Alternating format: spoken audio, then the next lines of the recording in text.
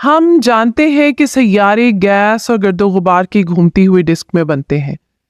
Gas اور گرد و غبار کی یہ ڈسک دراصل ایک بالکل نئے اور نوجوان ستارے کے ارد گرد گھوم رہی ہوتی ہے۔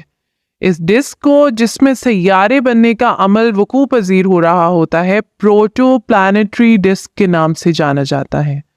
آئیے سیارے بننے کے عمل کو تفصیلاً سمجھنے کی کوشش کرتے ہیں۔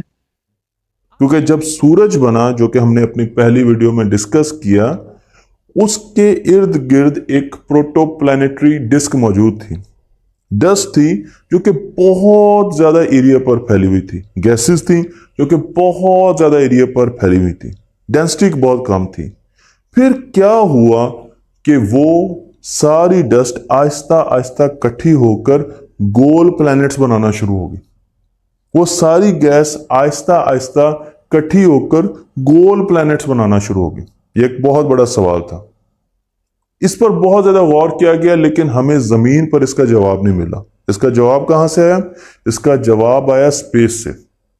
جب انسان اسپیس میں گیا اور اس نے جا کر اسپیس میں مختلف میٹیریلز کے رویے دیکھے، تو اسے پتا چلا کہ چینی کو، نمک کو، کسی بھی اور گرین کے گرینولر پارٹیکلز کو اگر آپ اسپیس میں رکھے تو وہ ایسا ایسا کٹھے ہونا شروع ہو جاتے ہیں، لمپس بنانا شروع کر دیتے ہیں، مائکرو گریوٹی میں۔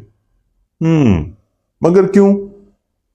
جب اس پر بہت زیادہ توجہ دی گئی، انالیسس کیا گیا، تو پتا چلا کہ اسپیس میں جب پارٹیکلز ایک دوسرے کے ساتھ ہوتے ہیں، ٹکراتے ہیں، تو ان کے بیچ فرکشن کی وجہ سے الیکٹروسٹیٹک فورس بنتی ہے، اور الیکٹروسٹیٹک فورس کی وجہ سے پارٹیکلز آپس میں کٹھے ہونا شروع ہو جاتے ہیں۔ لیکن زمین پر تو چیزیں آپس میں کٹھی نہیں ہوتی، یہ دو لائٹس لگی ہیں، دور دور ہی ہیں۔ اس کی وجہ یہ ہے کہ زمین پر بھی الیکٹروسٹیٹک فورس موجود ہوتی ہے، لیکن یہ الیکٹروسٹیٹک فورس اوور کم ہو جاتی ہے گریوٹی کی وجہ سے۔ گریوٹی بہت زیادہ اسٹرانگ فورس ہوتی ہے، اس لیے وہ چیزوں کو دور دور رکھتی ہے اور اس الیکٹروسٹیٹک فورس کو نیوٹرلائز کر دیتی ہے۔ لیکن جب ہم مائکرو گریوٹی میں جاتے ہیں تو وہاں پر چیزیں اکٹھا ہونا شروع ہو جاتی ہیں، کیونکہ وہاں پر گریوٹی تو بہت کم ہے لیکن الیکٹروسٹیٹک فورس کافی زیادہ ہوتی ہے۔ اسی اصول کی بنا پر شروع کی جو پروٹو پلانیٹری ڈسک تھی، اس میں پارٹیکلز اکٹھا ہونا شروع ہو گئے، لمپس بننا شروع ہو گئے، اور جیسے ہی لمپس بڑے ہوتے گئے، پہاڑی کے برابر ایک لمپ ہوا، تو پھر گریوٹی نے ٹیک اوور کر لی۔ اس کی گریویٹیشنل فورس نے چیزوں کو اپنی طرف کھینچنا شروع کر دیا، اور آہستہ آہستہ چھوٹے پلانٹس بننا شروع ہو گئے، پلانیٹیسیملز بننا شروع ہو گئے۔ اب تک ہمارے پاس ایسی ڈسک کی جہاں ستارے بن رہے ہوں بہت سی تصویریں موجود ہیں، لیکن ان میں سے چند ایک ہی ایسی ہیں جن میں سیارے بننے کے عمل یعنی پلانٹ فارمیشن کا مطالعہ کیا جا سکتا ہے۔ لیکن یہ دور جیمز ویب اسپیس ٹیلیسکوپ کا دور ہے، اور جیمز ویب نے اب اپنا رخ سیارے بنانے والی ان نرسریوں کی طرف کر لیا ہے۔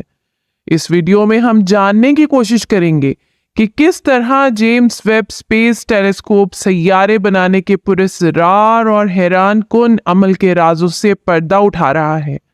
ہم یہ بھی جاننے کی کوشش کریں گے کہ نئے بننے والے سیاروں کا اپنے گرد موجود ڈسک پر کیا اثر پڑتا ہے۔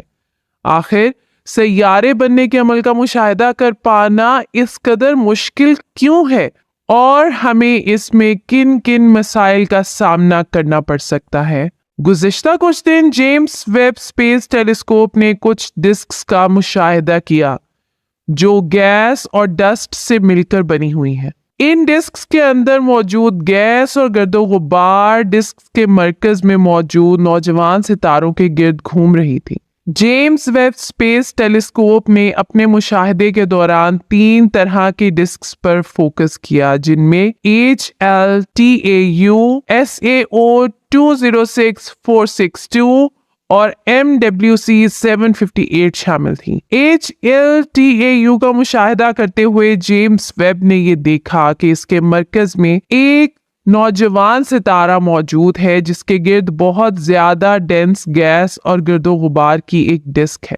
جیمز ویب نے دیکھا کہ اس کی ڈسک میں مختلف قسم کے رنگز اور خالی جگہیں موجود ہیں جہاں ممکنہ طور پر سیارے بننے کا عمل وقوع پذیر ہو رہا ہے۔ جب جیمز ویب نے کافی حد تک اس سسٹم کو اپنے مشاہدے کا مرکز بنائے رکھا تو دیکھا کہ اس سسٹم کی ڈسک میں کچھ ایسے سٹرکچرز موجود ہیں جنہیں سیارے بننے کی ابتدائی حالت قرار دیا جا سکتا ہے، لیکن کیونکہ اس سسٹم میں بہت زیادہ مقدار میں گیس اور گرد و غبار موجود ہے تو یہاں بننے والے سیاروں کو براہ راست دیکھ پانا ممکن نہیں۔ جیمز ویب کے مشاہدے نے تب ایک اور نیا موڑ لیا جب اس نے اپنے مررز کا رخ SAO 206462 ڈسک کی طرف کیا۔ ماہرین فلکیات کو اس سسٹم میں بھی ایک سٹرکچر دیکھنے کو ملا جو ان کے مطابق نئے سیارے کے طور پر ایک مضبوط امیدوار تصور کیا جا سکتا ہے، لیکن اس سسٹم میں ملنے والا یہ سٹرکچر ماہرین فلکیات کی امید سے قدرے مختلف ہے، کیونکہ ان کے مطابق اس سٹرکچر کو ایک گیس جائنٹ ہونا چاہیے تھا، جبکہ یہ ایسا نہیں ہے۔ ماہرین فلکیات اب تک یہ بھی معلوم نہیں کر سکے کہ اگر یہ گیس سے بنا سیارہ نہیں تو آخر اس کی نیچر کیا ہے۔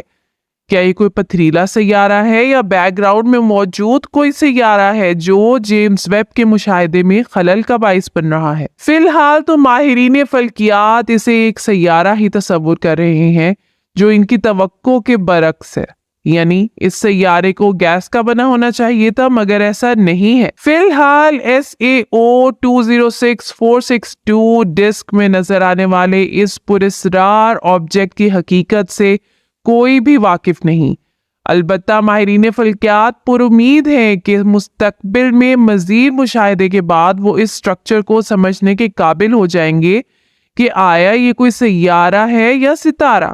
اگر سیارہ ہے تو اس کی نیچر کیا ہے؟ جیمز ویب اسپیس ٹیلیسکوپ نے تیسرے نمبر پر جس ڈسک کا مشاہدہ کیا ہے اسے MWC 758 کے طور پر جانا جاتا ہے۔ ہماری ملکی وے کہکشاں کی طرح یہ ڈسک بھی اسپائرل آرمز رکھتی ہے۔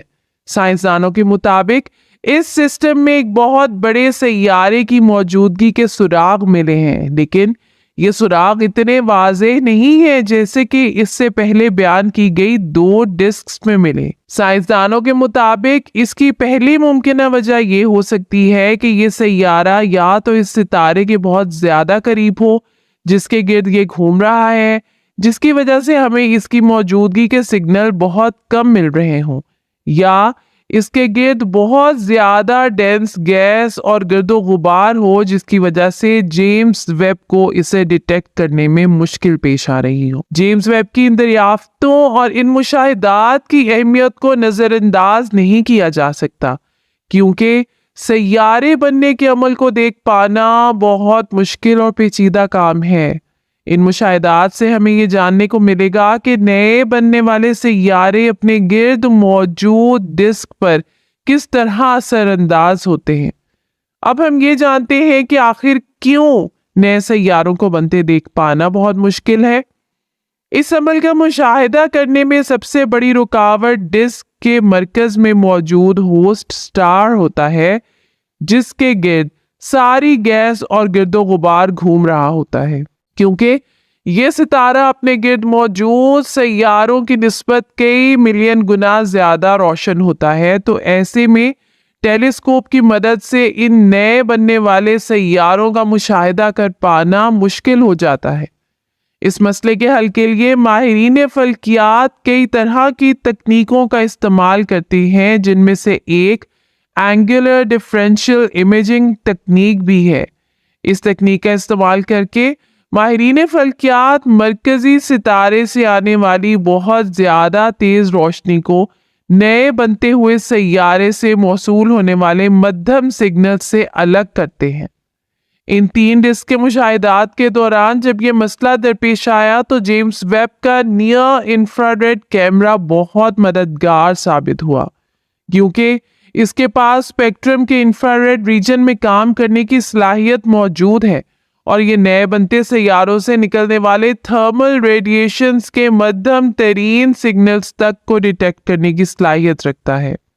ان سیاروں کا سراغ لگانے کے لیے ماہرین فلکیات ایک اور منفرد تکنیک کا استعمال کرتے ہیں۔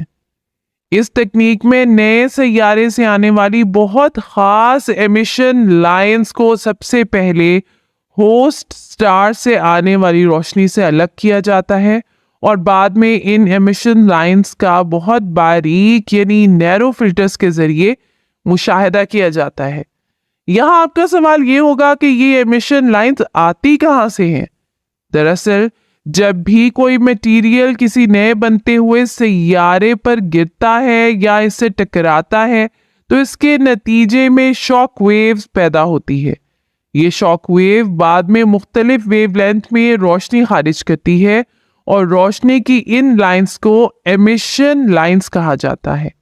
इन एमिशन लाइंस को बाद में होस्ट स्टार की रोशनी से अलग करके इनका मुतालिया किया जाता है और सैयारे से मुतालिक मालूमात इकट्ठी की जाती हैं। नए बनते हुए सैयारों का मुशाहिदा कर पाना इसलिए भी आसान काम नहीं क्योंकि जहां होस्ट स्टार से आने वाली रोशनी मुशाहिदे में खलल का बाइस बनती है, वहीं दूसरे सितारों और कहकशाओं से आने वाले सिग्नल्स भी बहुत बड़ा चैलेंज है। सैयारों का मुशाहिदा करते हुए सबसे बड़ा मसला सिग्नल्स के दरमियान ये फर्क कर पाना होता है कि आया ये सिग्नल सैयारे से ही आ रहे हैं या किसी दूसरे सितारे या कहकशा का हिस्सा हैं। इसलिए इस अमल के दौरान न सिर्फ बहुत ज़्यादा तज्जिया करने की ज़रूरत होती है बल्कि बार बार मुशाहिदात करना भी बहुत ज़रूरी होता है। नए सैयारों का मुशाहिदा करना बहुत अहमियत का हामिल है क्योंकि इनका मुशाहिदा करके हम कायनात के राजों से पर्दा उठा सकते हैं। नए सैयारों का मुशाहिदा करके हम ये भी जानने के काबिल होते हैं कि सैयारे किस तरह बनते हैं और ये कैसे एक दूसरे से मुख्तलिफ होते हैं। ये दरियाफ्ती है जिनके मुतालिक आज की वीडियो में बात की गई है, इसलिए भी अहमियत की हामिल है कि इनकी बदौलत न सिर्फ हमें अपने सोलर सिस्टम के बनने के अमल को समझने में मदद मिलेगी बल्कि हम अपने सोलर सिस्टम के बाहर मौजूद कायनात की वसअतों को समझने के काबिल भी होंगे। मुस्तकबिल में ये दरियाफ्तें ज़मीन और इस जैसे दूसरे सैयारों के बनने के अमल और इनके इर्तिका को समझने में भी मददगार साबित होंगी। ये दरियाफ्तें इसलिए भी अहमियत की हामिल हैं कि ज़ाहिरी तौर पर तो हम सैयारों के बनने की मिस्ट्रीज को सुलझा रहे हैं, लेकिन दरअसल ये दरियाफ्तें इस सवाल का जवाब जानने की तरफ भी एक कदम है कि हम क्या हैं और हमारा ओरिजिन क्या है। माहिरीन फल्कियात का कहना है कि मुस्तकबिल में वो मुशाहिदात करके ही ये पता लगाने की कोशिश करेंगे कि नर्सरियों में बनते हुए सैयारों की नेचर क्या है और क्या इनमें कोई ऐसा सैयारा भी मौजूद है जिस पर किसी किस्म की जिंदगी मौजूद हो। जेम्स वेब की दरियाफ्तों का ये सिलसिला थमा नहीं क्योंकि जब तक जेम्स वेब टेलीस्कोप खला में मौजूद है तब तक ये कायनात के मुतालिक हमारी मालूमात में इजाफा और तरमीम करता रहेगा। तो ये थी आज की वीडियो। उम्मीद करती हूँ कि ये वीडियो आपके लिए बहुत इंफॉर्मेटिव और दिलचस्प रही होगी। आपसे गुजारिश है कि वीडियो को लाइक करें और ऐसी ही मजीद दिलचस्प, इंफॉर्मेटिव और एजुकेशनल वीडियोस के लिए हमारे चैनल तख्ती ऑनलाइन को सब्सक्राइब करके बेल आइकॉन को भी लाजमी प्रेस कर लें। शुक्रिया। मिलते हैं ऐसी ही किसी नई वीडियो में। मुझे दीजिए इजाज़त। अल्लाह हाफिज।